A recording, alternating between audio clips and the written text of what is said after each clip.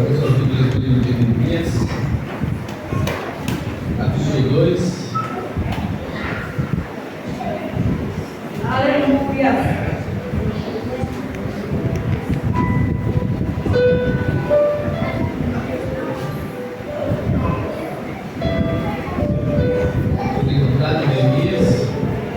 Capítulo 2, versículo 17. Então eu lhes disse: vocês estão vendo a miséria em que nós estamos, Jerusalém em Minas, e os seus portões destruídos pelo fogo. Venham, vamos reconstruir as muralhas de Jerusalém, para nos livrarmos dessa vergonha. Amém? Amém.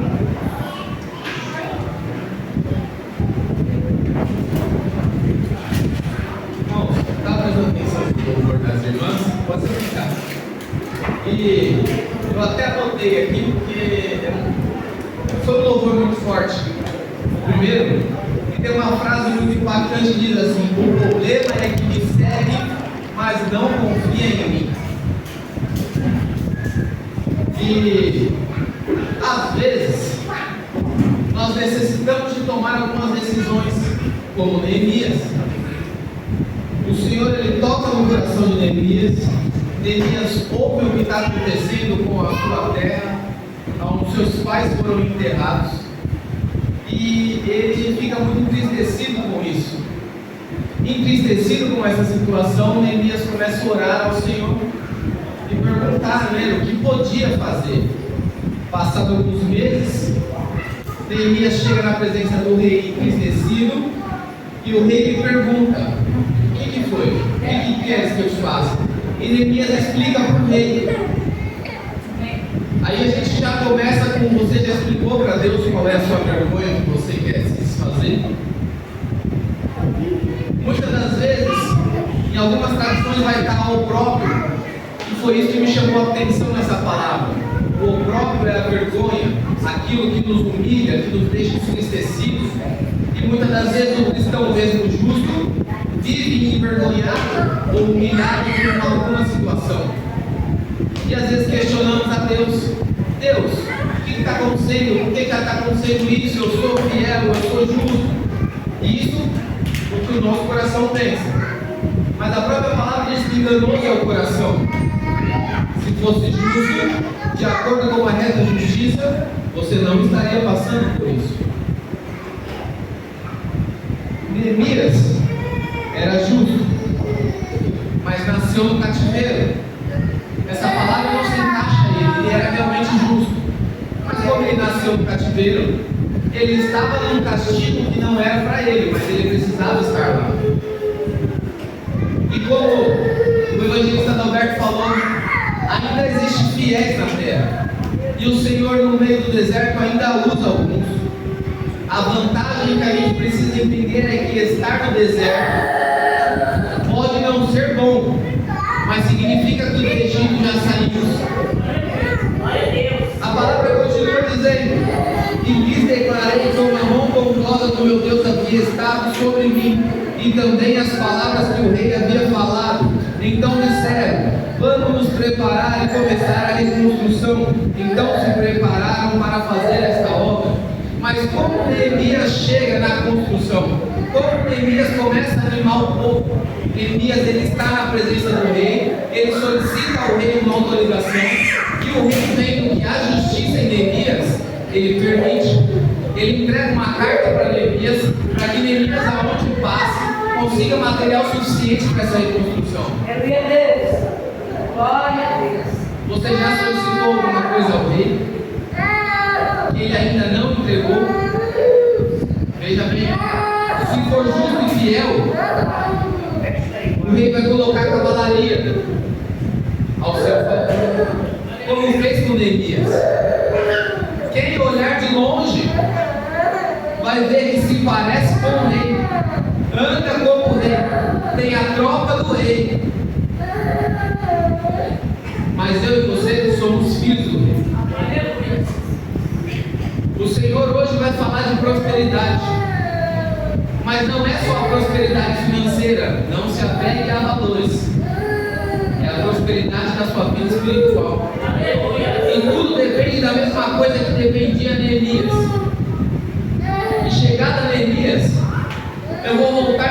tempo onde a gente vai falar de Acabe.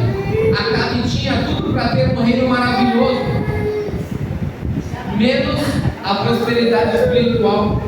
Acabe tinha um algo que desanimava o Senhor. E o que era isso? Desobediência. Eu estava aqui falando para o evangelista Adalberto, engraçado que toda a palavra que a gente vai ler se resume a isso: obedecer ou não obedecer. E aí chega um valente, um justo, um fiel na terra, como o próprio evangelista falou, que não se conforma com a situação. Então ele diz: precisamos tomar uma decisão, vamos reconstruir. Olha a semelhança com Neemias, que também queria reconstruir.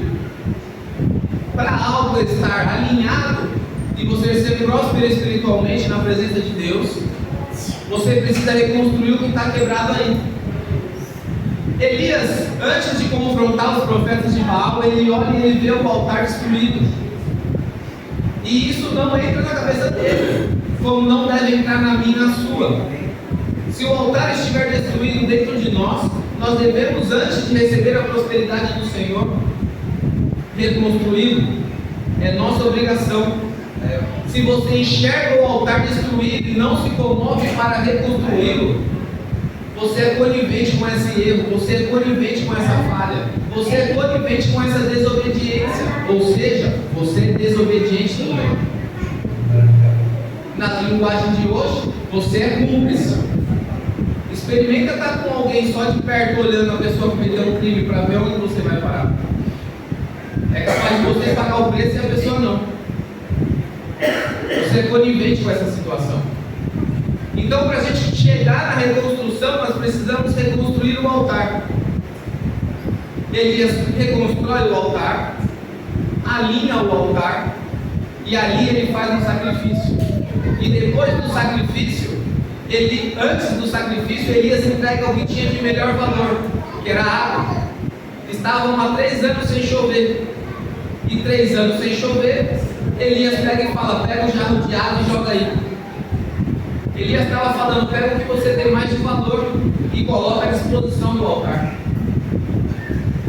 Pega o que você tem mais de valor, Acabe, Israel, Monte Moriá, e coloca à disposição do altar. Já começa dizendo que o altar não deve nada para ninguém. E lembre-se, isso não quer falar de valores. Não é de dinheiro que estamos falando aqui. Elias manda jogar água uma vez, manda jogar água 2 vezes, manda jogar água 3 vezes. Tem gente que vai fazer a conta e dizer que são 12 litros, 20 litros. Era muita água. Para quem estava 3 anos sem chuva, era água que era para regar o alface que eles iam comer mais tarde. Então, como é que você tira aquilo que você tem de mais valor e desperdiça jogando na terra?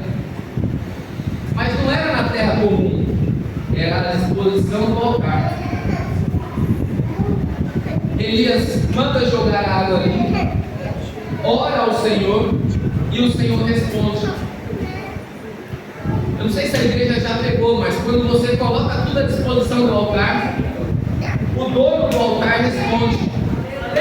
E responde muito mais do que aquilo que você dispôs. Mais para frente, Elias vai orar no monte e pede para o seu servo olhar se vai vir chuva. Elias já sabia que ele ia orar e o Senhor ia responder. Ele ora uma vez, ora 2, ora 3. Na 7ª vez o servo olha e volta e fala: ó, está formando uma nuvem. É pequenininha, mas é uma nuvem.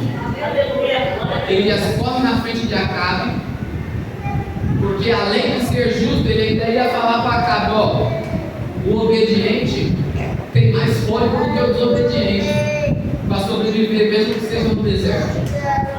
Ele corre na frente de Acabe e fala: melhor voltar para o palácio, que você vai se molhar.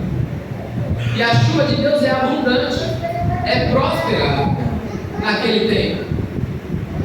Depois de 3 anos, o que eles tinham de maior valor foi colocado ao altar, e aquilo que foi colocado ao altar, Deus multiplicou muito mais. E é sobre isso. sobre a sua obediência colocada no altar. Eu conheci um homem que se dispôs a fazer uma doação no seu ministério. E ele doou lá um valor que para ele iria fazer falta. Iria fazer falta para ele. Ele falou para mim, ele falou, não está sobrando, mas eu senti de dar. Irmão, passou 2 dias, ele falou, irmão, lembra da doação que eu falei para tu que eu fiz? Deus multiplicou 40 vezes mais. Vocês têm noção? Que em 2 dias ele dispôs o único que ele tinha e Deus multiplicou 40 vezes mais. Se ele dispôs 500, Deus entregou 20. Porque o altar não deve nada para ninguém. Se você dispõe para o altar a sua obediência, Deus devolve para você aquilo que você precisa. Se você dispõe para o altar a sua devoção, a sua dedicação, o Senhor multiplica a prosperidade na sua vida. E a prosperidade não é só dinheiro. Eu preciso enfatizar isso porque senão fica feio. Não é só dinheiro, são bênçãos. A missionária Fátima estava falando de cura. O pastor Eliseu de manhã falou da cura do HIV. Eu já vivi cura. Nós temos que disponibilizar para o altar aquilo que nós temos no nosso coração. O que aprisiona seu coração hoje? Aquilo que aprisiona seu coração hoje é exatamente aquilo que o Senhor quer que você deposite no altar. Aonde está o seu coração? Quando Jesus falava com o jovem rico, Jesus também não estava falando de financeiro. Jesus estava falando do coração. Ele disse, então larga tudo e siga-me. Ele disse, aí não dá. Mas não dá porque se para Jó deu, Jó perdeu família, Jó perdeu seus bens e ainda ouviu da sua companheira que ele era doido. Jó perdeu a saúde, mas ele se permaneceu fiel. Ele depositou no altar a única coisa que ele tinha, a fidelidade com Deus. E Deus depositou na vida de Jó a fidelidade multiplicada. Jó teve tudo em dobro, inclusive sua família. Pode não parecer no texto, mas os 10 filhos que Jó enterrou, Deus deu mais 10 filhos para ele. Só que filho é algo que não morre.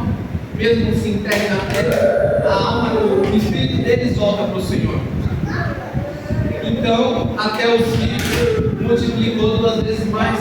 Sim ou não?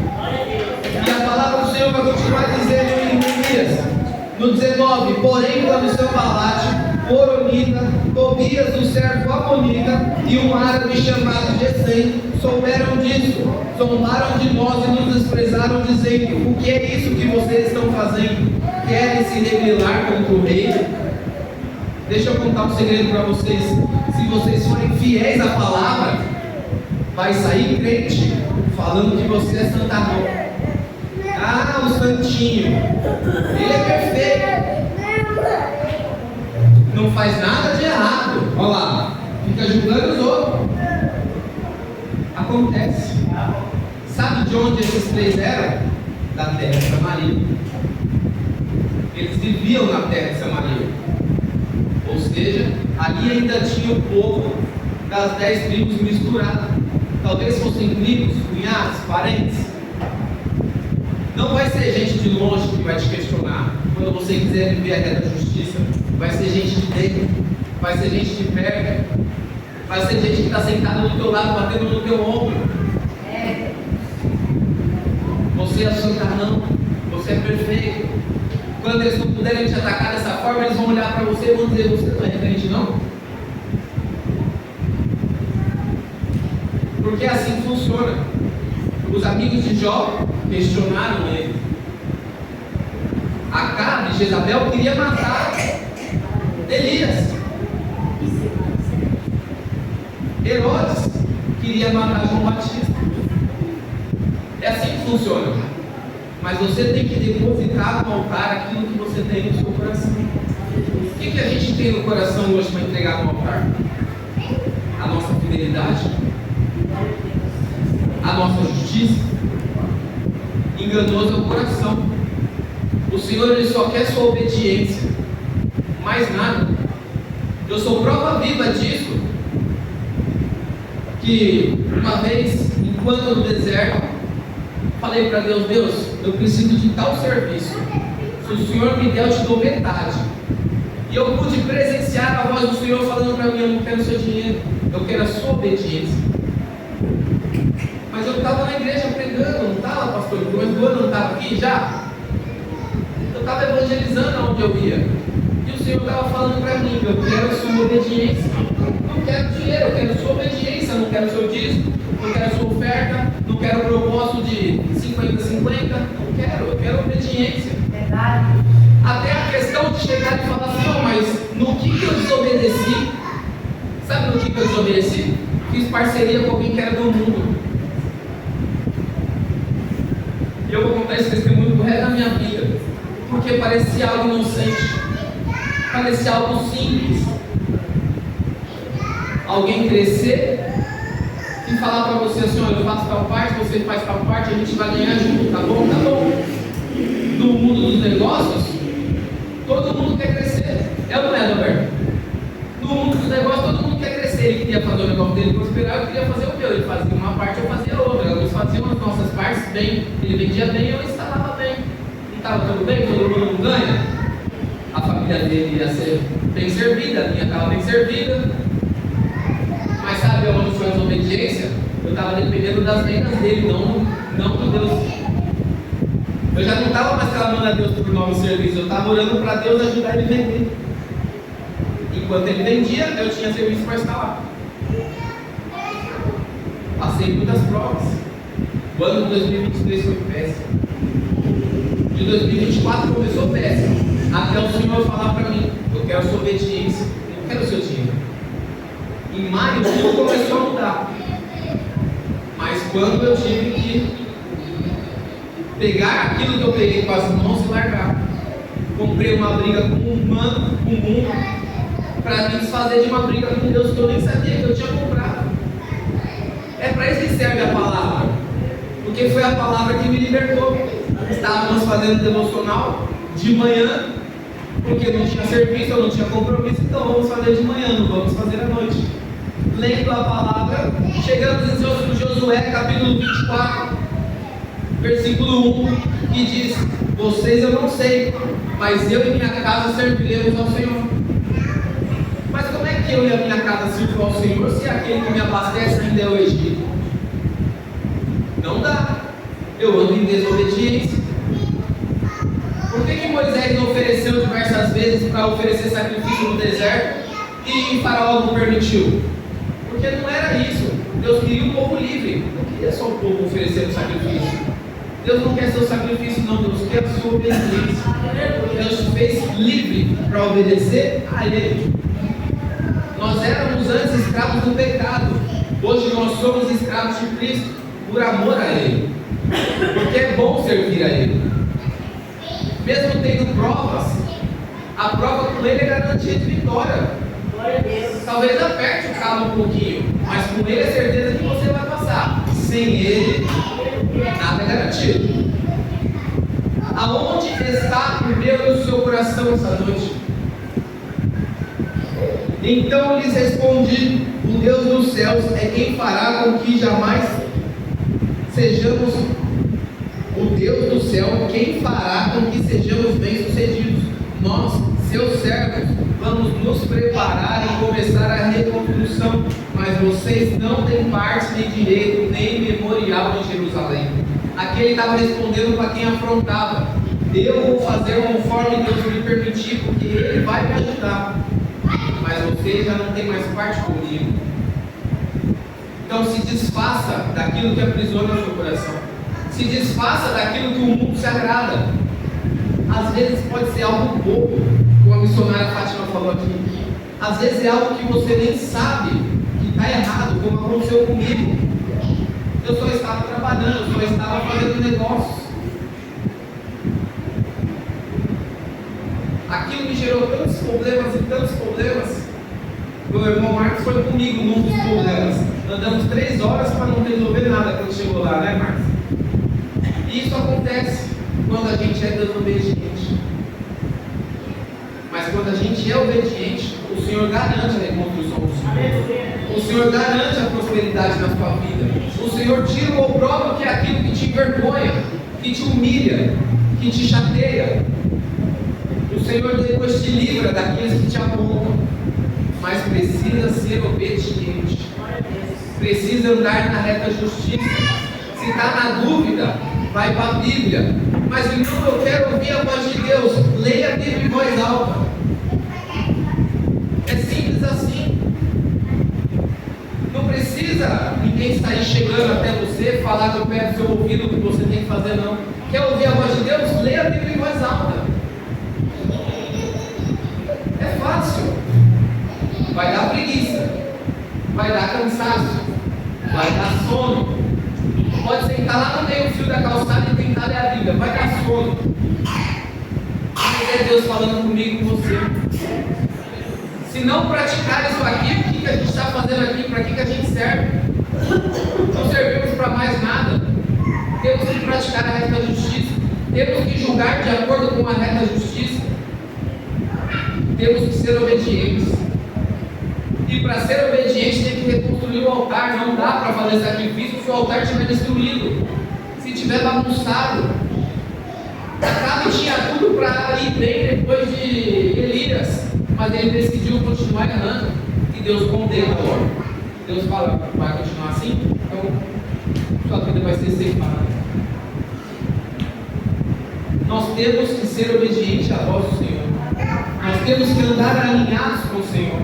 Temos que ser obedientes o tempo todo. E quando formos fazer alguma coisa, temos que pensar: o que será que Jesus diria se ele pudesse aqui estar comigo? Fisicamente, porque espiritualmente ele está. Só que às vezes nós não estamos com os ouvidos abertos para ouvir ele.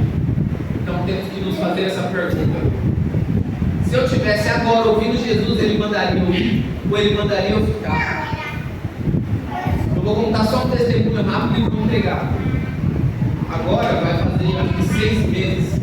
Na época fazia 4 que eu estava orando.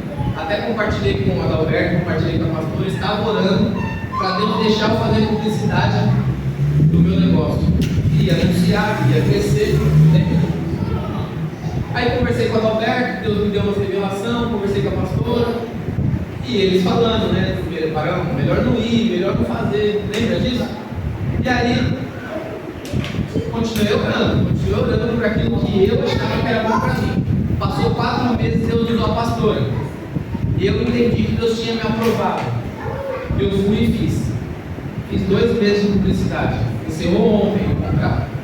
Só que os 2 meses de publicidade eu não consegui fazer uma única venda. Encerrei o contrato. A venda chegou. Eu encerrei o contrato de manhã. No sábado, né, Bruno? Nós estávamos arrumando sábado. Encerrei o contrato de manhã. No final da tarde, o cliente mandou mensagem e falou: ó, fiz o pagamento dos materiais. E aí eu até falei para a Bruna, eu falei: sabe o que foi isso? Foi Deus me mostrando que nem tudo que eu acho que é bom para mim é bom para mim mesmo. Eu orei tanto que ele falou: tá bom, bate a cabeça um pouquinho aí. E ele deixou eu bater a cabeça um pouquinho lá. Eu não pereci. Porque pelas propagandas eu não vendi nada. Mas eu vendia serviços que eu nem sabia que estava me indicando. Então, sem depender de ninguém, só de Deus, estava indo bem. Dependendo dos anúncios, não estava indo bem. E aí eu cancelei os anúncios, vendi um serviço por lá. Porque eu dependo de Deus, não dependo do homem. Eu não dependo do Egito, eu dependo de Deus. Mas irmão, o que sua vida tem a ver com a palavra? Tem tudo a ver. Porque se pegarmos reis e formos ver a história de Salomão, o reino de Salomão tinha tudo para dar certo. Mas Salomão vai negociar carros de guerra no Egito. O reino de Davi tinha tudo para dar certo. Mas Davi vai contar as tropas para ver se ele aumentava na quantidade de soldados. Mas não é sobre isso. É é onde está o nosso coração. Davi confiava no Senhor e vencia as batalhas. Salomão quis negociar com quem não era para negociar. Mereceu. Eu e você não servimos mais para o mundo. Pode até tentar, não vai dar certo. Agora é um passo sem volta. Como dizia Pedro, Senhor, eu vou voltar para onde? Ele afundou os barcos e seguiu Jesus. Esquece, o mundo não serve mais para mim e para você.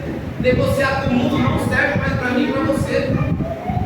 Dar mais atenção para o trabalho do que para a igreja não serve para mim e para você. Não dá.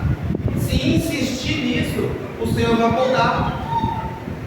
Se insistir na falha, o Senhor permite perecer. O Senhor permite o opróbrio. Neemias nasceu no cativeiro, mas porque o rei antes dele quis se achar, achou que podia tudo e esqueceu de depender de Deus. Jeremias profetizou, Ezequiel profetizou e eles não deram ouvidos. E aí o que aconteceu? Pereceram. Neemias, bonitinho, nasceu no cativeiro, e no cativeiro Deus pegou o obediente e mandou reconstruir os muros da cidade. É assim que Deus faz. Se está no deserto hoje, é bom que o Egito já saiu. Mas se for obediente, a vida decola de um jeito que você não imagina. A palavra vai dizer que a semente bem plantada, ela brota sem barulho. Então você planta uma semente de milho e colhe um sabugo de milho com diversos milhos. E às vezes o mesmo pé dá 3, 4, 5 sabugos. Deu para entender a analogia? Uma única semente vai gerar uma árvore que vai dar muitos frutos. E dentro desses frutos tem novas sementes. Mas tudo depende da obediência. Coloque a vida no altar, o coração no altar, e não naquilo que te aprisiona. E o Senhor vai fazer semear sem por.